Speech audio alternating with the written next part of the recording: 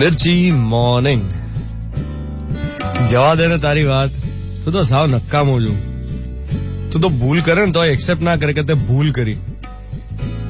જ્યારે પણ મને આ વાક્ય કહેવામાં આવે ને કે તું તો ભૂલ કરે ને તો એક્સેપ્ટ ના કરે કે તે ભૂલ કરી, તો મારો જવાબ એક જ હોય છે કે ભૂલ કરીને હું સ્વીકારું છું અને માફી પણ માંગુ છું, પણ એ તમને યાદ નથી રહેતું. મેં જયારે માફી માંગી હોય એ વાત તમને યાદ નથી રહેતી. મેં એક્સેપ્ટ કર્યું હોય કે ભાઈ હા મારી ભૂલ થઈ ગઈ, એ તમને યાદ નથી રહેતું. બસ તમારી વાતની સાથે હું ડિસએગ્રી કરું એટલે હું વાંકમાં. આ ક્યાંનો ન્યાય? હવે મારી આર્ગ્યુમેન્ટ થાય ને એના પછીનું જે કોન્વર્ઝેશન હોય એ ડિપેન્ડ કરે છે એક જ વાત ઉપર કે સામેવાળો છોકરો છે કે છોકરી. જો પુરુષ હોય તો આગળ કોઈ ખાસ ચર્ચા ના થાય, ખરેખર વાત આમ પૂરી થઈ જાય. પણ જો સ્ત્રી હોય તો સાહેબ એવી જૂની ફાઇલો ખુલે.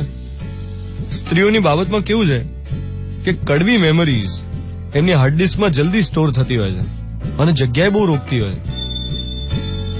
ગઈકાલે હું ડોક્ટર હંસલ બચેટનું પુસ્તક વાંચતો હતો.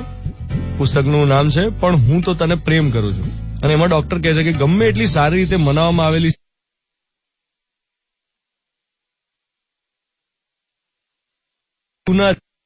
ફિલ્મની પટ્ટીની જેમ ફરતા હોય. એ જૂની વાતો રીતસરનું પિક્ચર ચાલતું હોય એટલે સ્ત્રીને 5 વર્ષ જૂની, 10 વર્ષ જૂની, 15-50 વર્ષ જૂની દરેક ઝીણામાં ઝીણી વિગતો યાદ રહેતી હોય. કે યાદ છે 5 વર્ષ પહેલા તે આવું કર્યું હતું, 2 વર્ષ પહેલા તે ફલાણાની હાજરીમાં અમારી સાથે જે રીતે વાત કરી હતી, અરે ઇવન લાસ્ટ ટાઈમ તું કેવી રીતે બોલ્યો હતો. પુરુષને માત્ર ઈગો હર્ટ થયો હોય, અહમ પર ઘા થયો હોય તો વાત યાદ હોય, પણ સ્ત્રીને તો ઝીણામાં ઝીણી ડિટેલ્સ, નાનામાં નાની ડિટેલ્સ યાદ હોય. હવે મારો પ્રશ્ન એ છે કે બધું યાદ રાખીને ફાયદો શું? સ્ત્રી હોય કે પુરુષ, એ કોઈ કડવાશ વાળી મેમરી યાદ રાખીને ફાયદો શું? એમાંથી તો ખાલી નેગેટિવિટી જનરેટ થતી હોય છે.